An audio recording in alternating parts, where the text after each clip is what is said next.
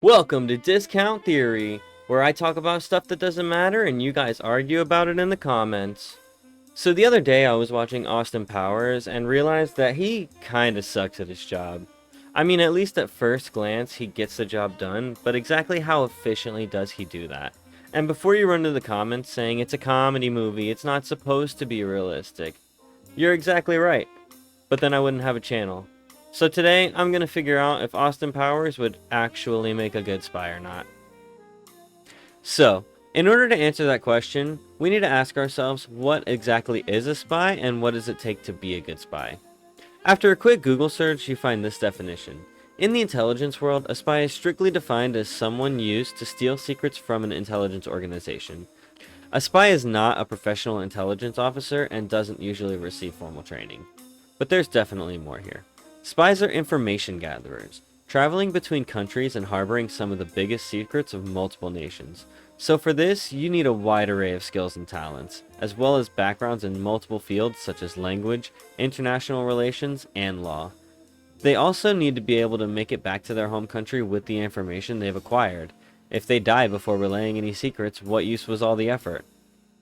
So, knowing that a spy needs to be able to obtain as much information as they can, as discreetly as they can, what does it take to make a good spy? After some research, I've come to these 5 characteristics that are essential to being a successful and efficient spy. Charismatic, discreet, intelligent, adaptability, and disciplined.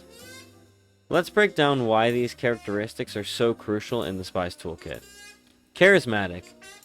As a spy, communication is probably your most important skill. Being able to coerce people into spilling the tea with your charm is a very handy tool to have in your back pocket. Discretion. Sneaking is pretty much the staple of being a spy. Whether you're slipping through hallways in the middle of the night or pickpocketing information out of an unsuspecting mayor's mind at an art gala, not getting caught is the trick. Intelligence. This is a broad term, but you can't be a dummy and a spy. They just don't go well together. You need to be observant, a problem solver, possess great analytical thinking skills, and have the knowledge of the area and policies of the country that you're spying on. Needless to say, you need a good bit of processing power in that noggin. Adaptability. Being able to handle anything the world throws at you is a very vital skill when facing the unknowns that can arise when a mission doesn't go exactly as planned. Discipline.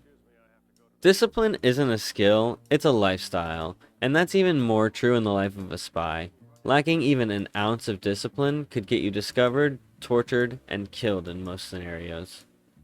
So now we know what a good spy needs to be able to accomplish and the qualities they need to show in their line of work.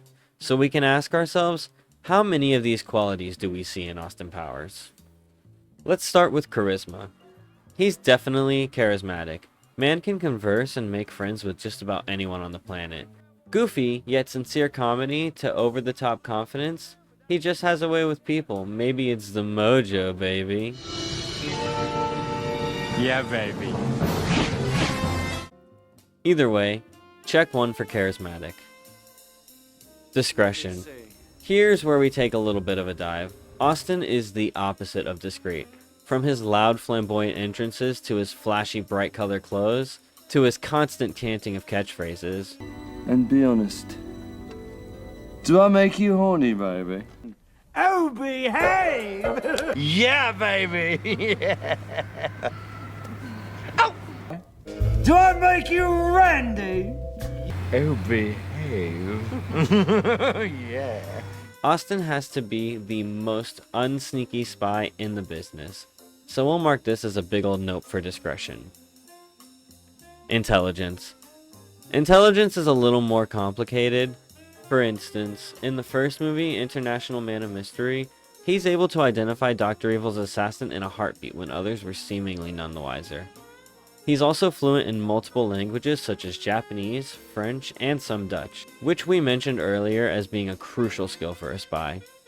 However, he's also shown to be extremely incompetent, i.e. mistaking Basil's mother for a man, trying to turn the security card around in a narrow hallway, falling for the fembots at first when it's obviously a trap, and that's all just in the first movie. Needless to say, he has his moments for being a genius and an idiot. So we can mark this one as a toss-up. He's smart enough for his universe. Adaptability honestly seems like another one of his strong suits. He adapts fairly quickly after waking up in 97. He's shown to be extremely calm under dangerous circumstances, and even shown to be highly emotionally adaptable as well, like when Dr. Evil is shown to be his brother. He's able to reframe his entire worldview. What are you going to do, Austin?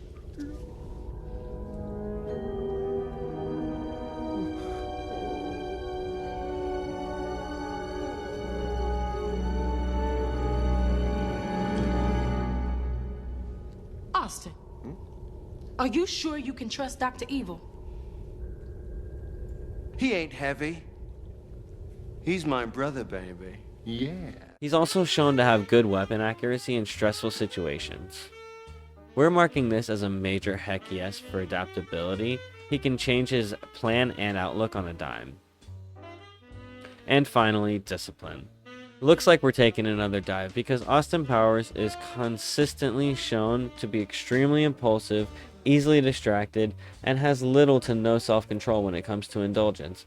I mean, getting him to focus on the mission is a mission in itself, so we're gonna have to slap a big old X on this one.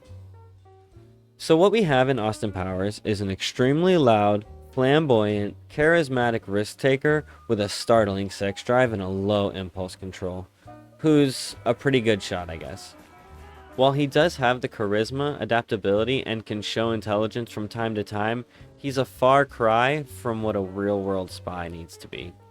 In conclusion, yes, Austin Powers would be a terrible spy if he weren't the main character of his own movie. Yeah, baby.